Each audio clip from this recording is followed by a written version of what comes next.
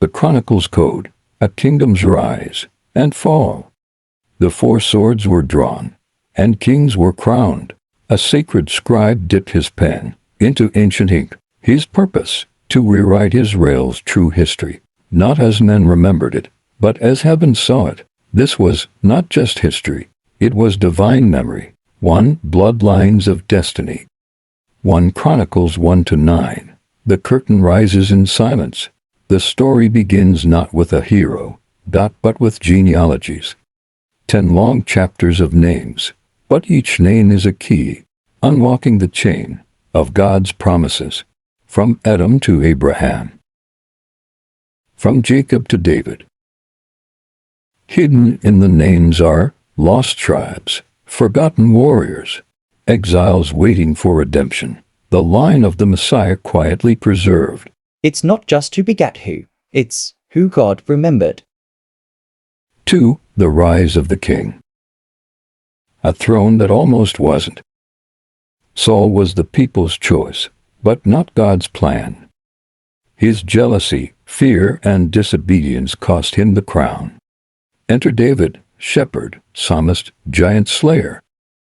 But even David's journey is not simple. Betrayed by friends, hunted like prey, crowned in the wilderness, he waits years to sit on the throne. When he does, he makes Jerusalem the capital, and God its king. The ark returns. The ark of the covenant, God's holy presence, returns in glory. But not without fear. A man touches it and dies. David dances like a madman before the ark, a king with no shame before his God. Free a house for God. David wants to build God a house, a temple. But God says no, David has shed too much blood. Your son will build it, not you. So David prepares everything, gold, silver. Blueprints, musicians, armies of Levites. He gives the project his whole heart, knowing he will never see it finished. He hands the dream to Solomon, the second chronicle, the glory and the fall, the golden kingdom. 2 Chronicles 1-9.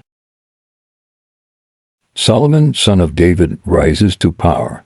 God offers him anything, and he chooses wisdom.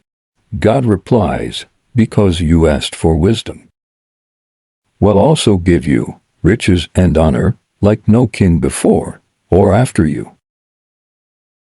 Solomon builds the temple of God. A place of glory, fire and cloud. Heaven touches earth when the ark enters, and God's presence fills the house. People from all nations come to hear his wisdom, including the mysterious Queen of Sheba, who leaves stunned. The half was not told to me, she whispers, but cracks appear. Solomon marries foreign wives. He builds shrines to their gods. The man who built God's temple builds idols on the hills. The kingdom divides. After Solomon dies, his son Rehoboam takes the throne, but he rejects wisdom. He says, my little finger is thicker than my father's waist. Israel splits, 10 tribes rebel. Only Judah and Benjamin remain loyal. The once great kingdom becomes 2. Israel north, led by rebels and idolaters. Judah south, holding the temple, the priests, and the line of David. Chapter 3, Kings and Chains. Now begins the roller coaster of kings, some righteous, some wicked, some both. Good kings of Judah, King Asa, removed idols, and trusted God in battle. Jehoshaphat faced a vast army with only singers and prayer. God fought for him. Hezekiah restored worship, saw an angel strike down 185,000 Assyrians. Josiah found the lost book of the law and brought national revival. Wicked kings of Judah. Manasseh filled the land with blood, witchcraft, and idols, but later repented. Ahaz sacrificed his sons in fire to pagan gods. Jehoiakim rebelled against Babylon and God. Each king either brought the nation closer to God, or dragged it toward destruction. Prophets rose like fire. Isaiah, Jeremiah, Micah, calling the nation back, but the people hardened their hearts. Chapter 4. The Fall of the Kingdom. God had warned them. For 490 years, Israel refused to give the land rest. So he sent Babylon. There is no remedy. The writer mourns to Chronicles 36-16.